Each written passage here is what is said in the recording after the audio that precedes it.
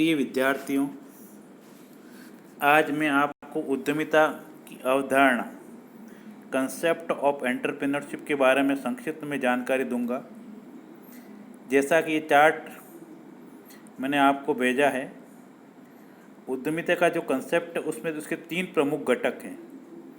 Number 1 होता है उद्यमी, दूसरा होता है उद्यमिता और तीसरा होता है साहसी या साहस। उद्यमी को कहते हैं एंटरप्रेन्योर, उद्यमिता को कहते हैं एंटरप्रेन्योरशिप और साहस को बोलते हैं एंटरप्राइज। अब ये जो उद्यमी हैं, उद्यमी कोई व्यक्ति विशेष होता है या कोई कार्य करने वाला होता है। व्यक्ति हो सकता है, संस्था हो सकती है या प्रबंध मतलब जो उस उद्यम का प्रबंधक है, यानी कि व्यक्ति ही हुआ। दूसरा है उद्यमिता, एंटरप्रेन्योरशिप क्या होता है? ये कोई प्रक्रिया या कोई कार्य है, प्रक्रिया या कोई कार्य है। ये कार्यवाही की प्रक्रिया है, प्रोसेस ऑफ एक्शन है। उसमें क्या होना चाहिए? एक नेतृत्व गुण होना चाहिए, लीडरशिप क्वालिटी होनी चाहिए और जोखिम वहन करने की क्षमता होनी चाहिए या कौशल होना चाहिए। एंटरप्राइज क्या होता है?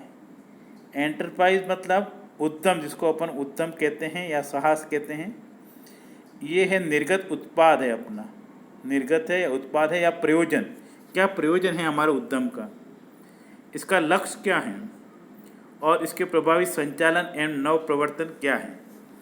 ये एक उद्यमिता की अवधारणा के अंतर्गत आता है। अब इसमें पहली बात ये आती है कि उद्यमिता है क्या है।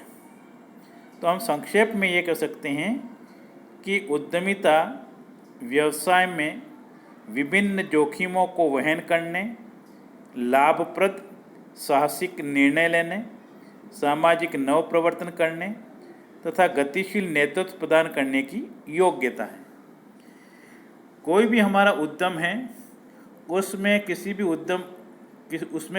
भी उद्यमी को जोखिम वहन करने पड़ते हैं और उसको कई उद्यमिता से संबंधित निर्णय लेने पड़ते हैं और उस उद्यम को उसको गतिशील नेतृत्व प्रदान करना होता है। गतिशील नेतृत्व से तात्पर्य है कि जो हमने उद्यम शुरू किया है, तो वहाँ पर ये नहीं उद्यम करने के बाद एक पॉइंट पर या एक बिंदु पर या एक किसी छोटी सी समस्या आने पर वहाँ पर उसको वह रोक दे और आगे नहीं बढ़े।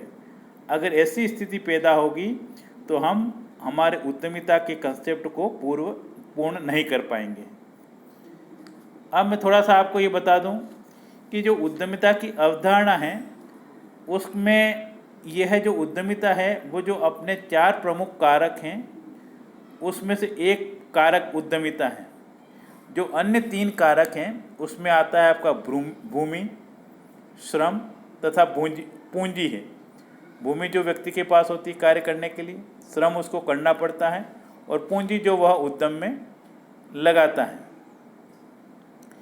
इसके अतिरिक्त ये जो पहले एंटरप्रेन्योरशिप का जो शब्द आया है वो प्रारंभ में एंटरप्रेन्डे से निकला है। एंटरप्रेन्डे का मतलब होता था बीड़ा उठाना, मतलब कोई कठिन कार्य करना, साहसिक कार्य करना। तो पुराने ज़माने में वह सैनिक अभियानों की कार्यशील व्यवस्था से थे और उसमें जो मानवीय हलचल है और मशीनों की समयानुसार सुलझाना होता था। परंतु वर्तमान समय में जो एंटरप्रेन्योर का मतलब लिया जाता है वह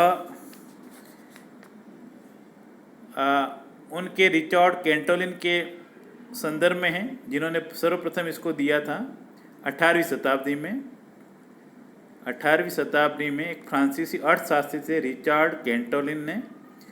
उनके अनुसार उद्यमी शब्द को उन्होंने जन्म दिया था और उन्होंने ऐसे परिभाषित किया था उद्यमी शब्द को, एक प्रतिनिधि जो उत्पादन के साधनों को निश्चित मूल्य पर क्रय करता है तथा भविष्य में उनका अनिश्चित मूल्य पर विक्रय करने के लिए निर्माण करता है।